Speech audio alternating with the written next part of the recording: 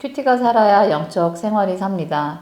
오늘 하나님께서 우리에게 주신 말씀은 마태복음 26장 36절에서 46절 말씀입니다.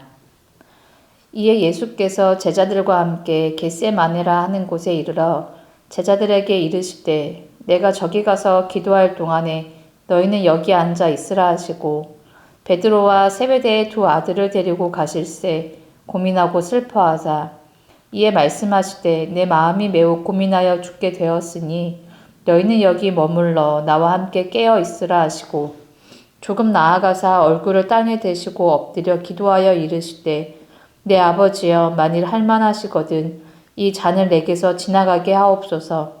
그러나 나의 원대로 마시옵고 아버지의 원대로 하옵소서 하시고 제자들에게 오사 그 자는 것을 보시고 베드로에게 말씀하시되 너희가 나와 함께 1시간도 이렇게 깨어 있을 수 없더냐. 시험에 들지 않게 깨어 기도하라. 마음에는 원이로되 육신이 약하도다 하시고 다시 두 번째 나아가 기도하여 이르시되 내 아버지여 만일 내가 마시지 않고는 이 잔이 내게서 지나갈 수 없거든 아버지의 원대로 되기를 원하나이다 하시고 다시 오사 보신즉 그들이 자니 이는 그들의 눈이 피곤함 일러라. 또 그들을 두시고 나아가 세 번째 같은 말씀으로 기도하신 후 이에 제자들에게 오사 이르시되 이제는 자고 쉬라. 보라 때가 가까이 왔으니 인자가 죄인의 손에 팔리느니라. 일어나라 함께 가자. 보라 나를 파는 자가 가까이 왔느니라. 아멘. 오늘 본문의 상황을 순서대로 조금 들여다보겠습니다. 예수님은 제자들을 데리고 겟세마네라는 곳으로 가십니다. 그리고 제자들에게 내가 기도하는 동안에 여기에 앉아 있으라 라고 말씀하신 후 3명의 제자들만 데리고 따로 다른 곳으로 자리를 옮기십니다. 그리고 옮기신 그 자리에서 자신이 괴로움에 죽을 지경이다 라고 고백하시면서 3명의 제자들에게 간곡하게 부탁을 합니다. 여기 머물러서 나와 함께 깨어 있어 달라라고 말입니다. 이 말씀은 예수님의 처절한 외로움과 또 육신의 몸을 가지고 있기 때문에 어려움을 겪게 되는 요청이었을 것입니다. 그리고 예수님은 이 말씀을 하신 후에 혼자 다른 곳으로 자리를 또 옮기셔서 기도를 시작하십니다. 잠시 후에 기도를 마치고 제자들에게 오셨을 때 제자들은 무엇을 하고 있었을까요? 그들은 자고 있었습니다. 주님은 말씀하십니다. 너희가 나와 함께 1시간도 이렇게 깨어 있을 수 없더냐. 시험에 빠지지 않게 깨어 기도하라 라고 말씀하십니다. 그리고 그 권면을 하신 후에 두 번째 기도를 하십니다. 그런데 또 잠시 후 예수님이 오셔서 보니 제자들은 또다시 잠에 빠져 있었습니다. 43절에는 이들의 상태를 눈이 너무 피곤함이러라 라고 기록합니다. 이때 예수님은 그들을 흔들어 깨우거나 꾸짖지 않으셨습니다. 다시 조용히 기도의 자리를 가셨고 세 번째 기도를 드리십니다. 세 번째 기도를 마치신 후에 돌아오셔서 이번에는 이렇게 말씀하십니다. 이제는 자고 쉬어라. 보라 때가 가까이 왔으니 인자가 죄인들의 손에 팔리느니라. 이 본문에서 제자들은 육신의 피로함을 견디지 못하고 잠들어 있는 모습이 여러 번 반복적으로 나옵니다. 반면 예수님은 3번의 기도를 하시는데 그 기도의 내용은 모두 동일했습니다. 내 아버지여 만일 할만하시거든 이 잔을 내게서 지나가게 하옵소서. 그러나 나의 원대로 하지 마시옵고 아버지의 원대로 되기를 원합니다. 라고 동일한 기도로 하나님 앞에 엎드립니다. 여러분은 이 본문을 읽어가는 동안 어떤 생각이 드셨나요? 이 말씀을 들을 때 우리는 보통 2가지 입장에서 자신을 바라보게 됩니다. 첫 번째는 자꾸 잠들게 되는 제자들의 모습인데요. 나와 함께 있어달라는 주님의 간절한 요청에 응답하지 못하고 잠에 취해 있는 제자들의 모습을 보면서 우리의 모습을 떠올리곤 합니다. 나도 늘 깨어있겠다고 다짐하지만 정작 기도가 필요한 순간에 깨어있지 못할 때가 많고 끝까지 주님 곁을 지키지 못하는 우리의 연약함을 보면서 이 제자들처럼 나도 잘 못하는데 라는 생각들을 하는 분들이 계실 겁니다. 두 번째는 예수님처럼 하나님 말씀에 순종해야 하는 입장에 나를 보는 것입니다. 나의 뜻이 아니라 아버지의 뜻대로 하옵소서라는 예수님의 이 기도는 우리에게 큰 도전이 되고 예수님의 기도가 얼마나 바르고 하나님의 뜻에 맞춰져 있는지를 알 수 있는 장면입니다. 그러나 이 기도를 보면 이런 기도가 나에게는 얼마나 무겁고 또 어려운 일인지 두려움이 생기는 경우도 있습니다. 나는 예수님처럼 할 수 없을 것 같은 마음이 들기 때문에 그렇습니다. 어느 쪽에 서 있든 이런 두 가지의 묵상은 우리의 연약함에 집중을 하게 합니다. 물론 우리의 연약함을 정직하게 직면하는 것도 귀한 믿음입니다. 이러한 묵상도 참 좋은 묵상입니다. 그러나 우리의 연약함에만 너무 집중하다 보면 문제가 생깁니다. 하나님이 우리를 이끄시는 소망의 방향을 놓치게 되거나 생명력 있는 움직임 대신에 나는 안 돼, 나는 여전히 힘들어 라는 깊은 무기력함에 빠져버릴 때가 있기 때문입니다. 그래서 오늘 묵상은 시선을 조금 바꾸어 보려고 합니다. 우리가 무엇을 어떻게 얼마나 못하는가가 아니라 예수님이 그런 우리를 어떻게 대하시는가에 집중하려고 합니다. 예수님은 제자들의 연약함을 이미 알고 계셨음에도 불구하고 그들을 끝까지 기도의 자리로 데리고 가셨습니다. 제자들이 마땅히 있어야 할 자리가 어디인지 가르쳐 주신 것이고 그 자리까지 인도해 주셨습니다. 육신의 피곤함 속에서도 주님의 고난을 위해 깨어 있어야 함을 끊임없이 일깨워 주셨습니다. 안타깝게도 제자들은 그 말씀에 곧바로 응답하지는 못했습니다. 그러나 예수님은 포기하지 않으셨습니다. 함께하자, 깨어있으라 말씀하시면서 그들을 여전히 예수님과 함께 가는 제자로 대해 주셨습니다. 만약 예수님이 제자들의 실패에만 집중했다면 결국 너희는 어쩔 수 없는 존재구나 라는 결론에 머물고 말았을 것입니다. 그러나 오늘 본문은 제자들의 실패보다 더 중요한 사실을 보여줍니다. 예수님께서 그들의 상태를 알고 계신다는 사실입니다. 마음에는 원이로되 육신이 약하도다 라는 41절의 말씀, 제자들의 눈에 피곤함이 있다라는 43절의 말씀, 이제는 자고 쉬어라 라는 45절의 말씀들입니다. 우리의 연약함을 품어주시는 분이 바로 예수님이십니다.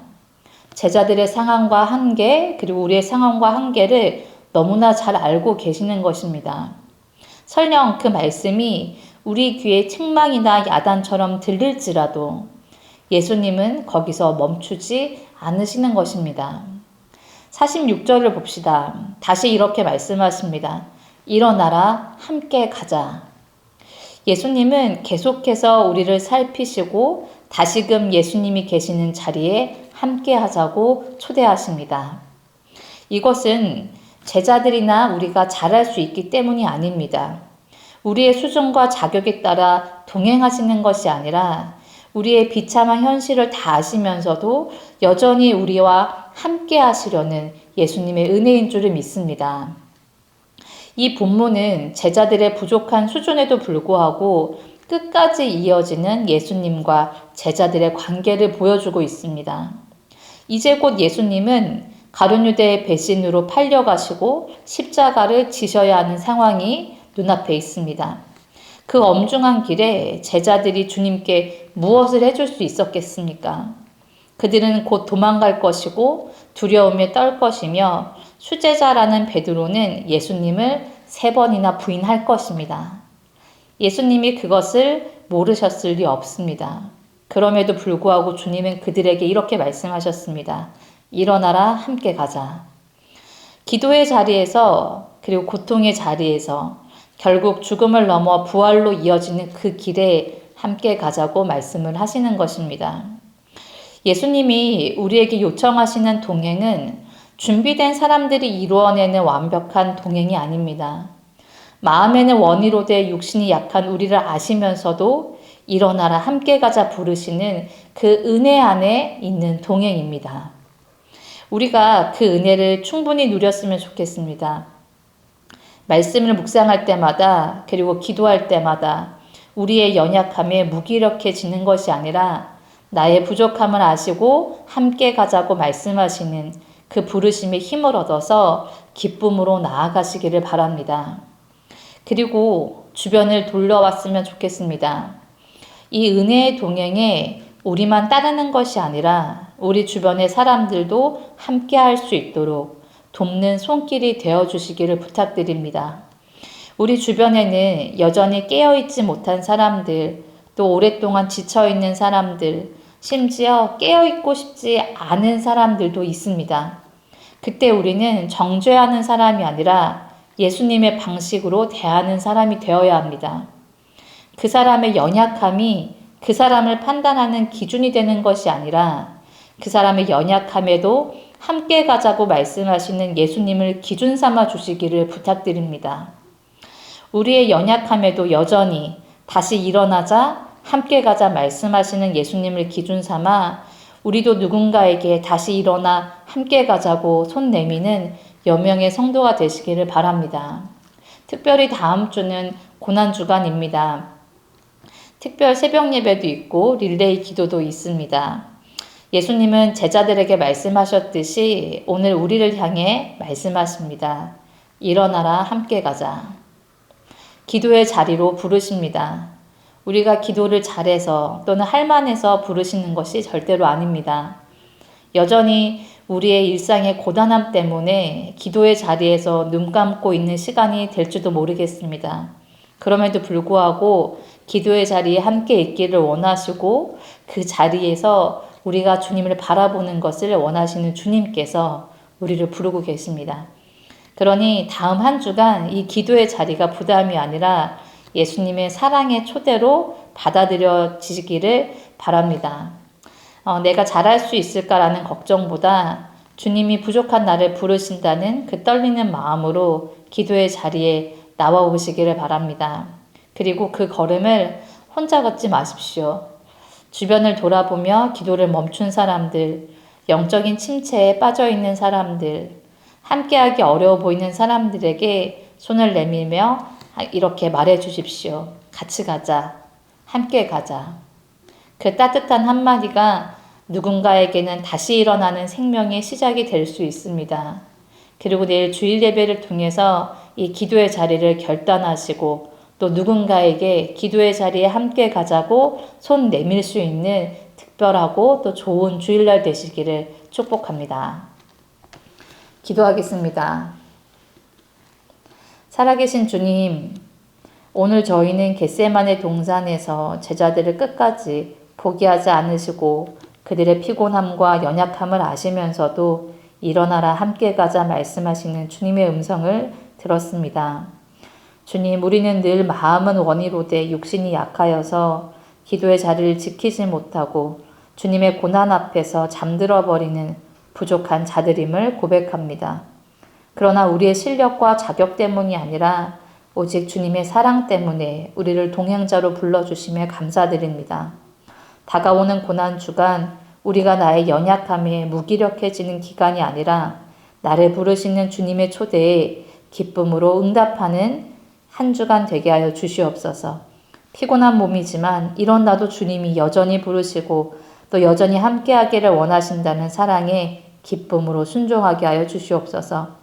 나아가 그 기도의 자리를 혼자 누리지 않게 하시고 깨어있지 못하거나 곁에 지쳐있는 이들의 손을 잡으며 함께 가자 권면할 수 있는 넉넉한 은혜를 더하여 주시옵소서. 우리의 영원한 동행자 되시는 예수 그리스도의 이름으로 기도드립니다. 아멘. 말씀과 기도 제목을 가지고 함께 기도하겠습니다.